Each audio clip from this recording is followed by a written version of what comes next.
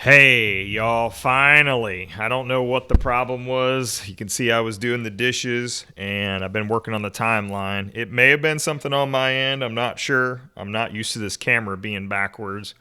But here we go. So I worked on the timeline. Here's where we are right now. So here's what we did, and I got some more to add to it already, I can see. But what I got so far is Jesus is born. The word is Jesus. Jesus is the word. Shepherds visit. Wise men deliver gold, frankincense, and myrrh. They sponsor Jesus' ministry. We got a season change. So I'm going to try to keep with season changes. I don't know how good this is going to work because there's a lot of season changes that we will see, and I'm trying to keep it going and give you some ideas when the seasons change. We'll see if that works. Okay, this is a trial by fire. Jesus gets lost in the temple as a teenager, really a preteen. He was 12. Last time we hear about Joseph, if I remember correctly, if you could correct me, that's fine, but I believe that's true.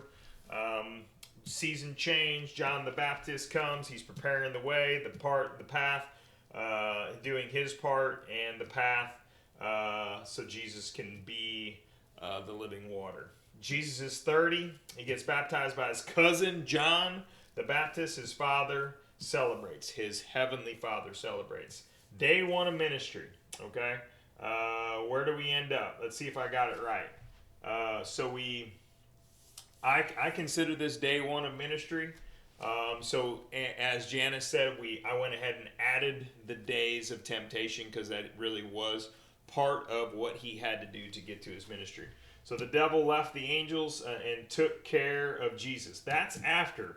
I wrote that on the bottom. Here's what happens. Jesus is tempted in the wilderness for 40 days. Why? Because he's fasting and praying, fasting and praying, fasting and praying for 40 days. We got the three things that he had to deal with. He had to deal with his hunger. The devil said you can make bread out of the stone if you want to. So let's think about this. We really didn't talk about this a lot, or if we did, I've been meditating on it again since yesterday. You had hunger, you had fear or protection of yourself, basically, and then you had greed. So think about how that plays out in the next couple days over what we're having to deal with. In what order do we deal with these, and what order will the country deal with these, or what order does third world countries deal with these? Okay, greed, fear, protection, protection for your life, and hunger. The devil left, and the angels took care of Jesus. The angels dropped in and took care of him. So season change. We went from the being in the wilderness to now.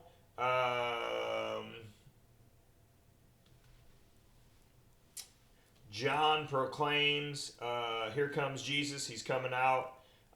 The apostles follow. Okay, they're not chosen yet. They follow. Andrew, Peter, Philip, Nathaniel. I got this at about day 41. So one day plus 40 is day 41. Day 42 is when they're chosen. Day 43, he turns water into wine. Non-fermented grape juice, the best grape juice ever. One little thing that I noticed that I hadn't noticed before, it was 120 gallons of wine. I could see 120 small bottles, but 120 gallons of grape juice. I don't know. That's just unfathomable. And you got to remember, these people were already drunk. They already partied like rock stars, and they said, "Man, this is the best wine. Why did you save it till last?" And then they kept partying. So, pretty cool deal. I didn't realize that. So, that's where I'm at on my timeline. I'm hopefully going to continue that on as we go. And I want to see how this video goes today. Let's just check in chronologically now, and let's see where we're at. And then I will pick up from here. Let me know that this video worked for you. Let me know if you got anything out of the timeline or if that's going to be helpful. It doesn't look like it's quite big enough. Let me know what your thoughts are on that. Can you see it? Does it work? Or am I going to have to go big or go home? Okay.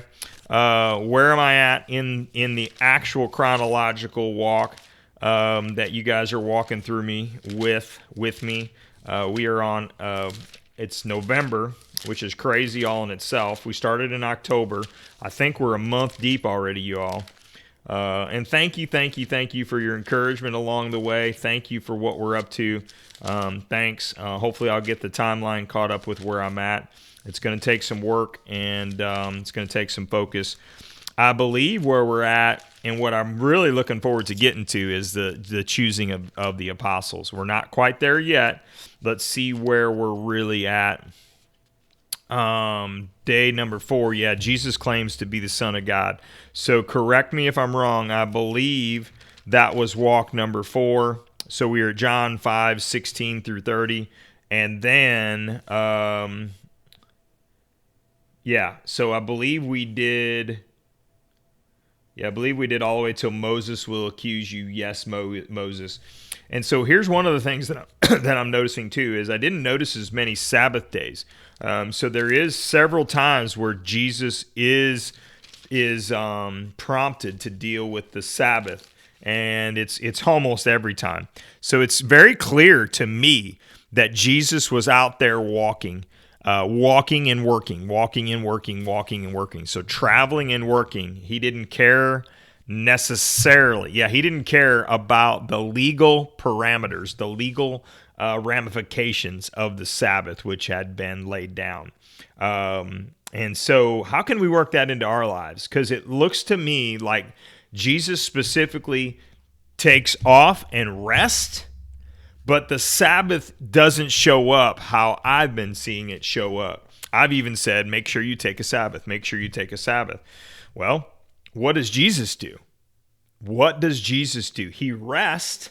Does he rest for a day? Does he rest for 2? Does he rest for a while? It's kind of hard to tell, and we're going to get to those really, literally. I'm going to have to remark it because I have it at 30 days, and I think that was like 30 days plus 40. So I think that's at like day 70 is what I saw. So tell you what, here's where we're going to pick up. We're at 7 minutes-ish. Why don't you each check in with me? Let me know how the video series is going for you. Let me know how you like this view. Let me know if this is working for you, if that's going to be helpful. Let me know if you're doing your own timeline. And where we're going to pick up is on the Sabbath day.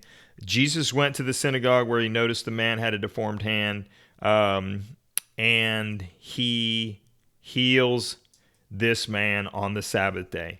If you had a sheep that fell into the well on a Sabbath, wouldn't you work to pull it out? Of course you would. And how much more valuable is a person than a sheep? Yes, the law permits this person to do good on the Sabbath. Yes, that's what Jesus says. Then he said to the man, okay, hold out your hand. So the man held out his hand, and it was restored just like the other one. So does the law permit a person to work healing on the Sabbath? They were hoping he would say yes, so they could bring charges against him. And he answered, if you had a sheep that fell into a well on the Sabbath, wouldn't you work to pull it out? Of course you would. And how much more valuable is a person? So it says, then he said, okay, so who says, yes, the law permits a person to do good on the Sabbath? That's interesting. So it goes against, so it says you can't work, but you can do good. Can somebody look that up and let's figure out if that's what this means? Let's see what Mark says about it.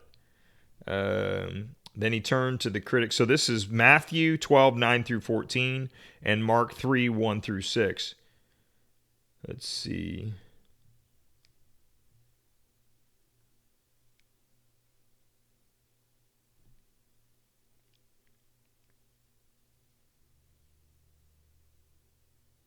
So Mark doesn't say anything about it, but Luke does. On another Sabbath day, the teachers of religious law and the Pharisees watched Jesus closely. If he healed the man's hand, they planned to accuse him of working on the Sabbath. But Jesus knew their thoughts. He said to the man with the deformed hand, come and stand in front of me. So the man came forward. Then Jesus said to his critics, I have a question for you. Does the law permit good deeds on the Sabbath, or is it a day for doing evil? He looked around at them one by one and then said to the man, hold out your hand. So the man held out his hand, and it was restored. At this, the enemies of Jesus were wild. So it's interesting. I think what Jesus did is he split hairs with them. Think about it. Did he do anything? Did he physically do anything? sounds like God the Father did it. He called in a miracle for the guy. And the really cool part I love is the stare down. I love the stare down, because what's he doing? He's reading their thoughts. He's looking at their reactions. He's seeing who, more than likely, think about this. Poker, right? Let's just say you're sitting at a poker table. You can look around that poker table and find out who's willing and ready to kill you. My guess is that's what Jesus was doing. What do you think? Peace.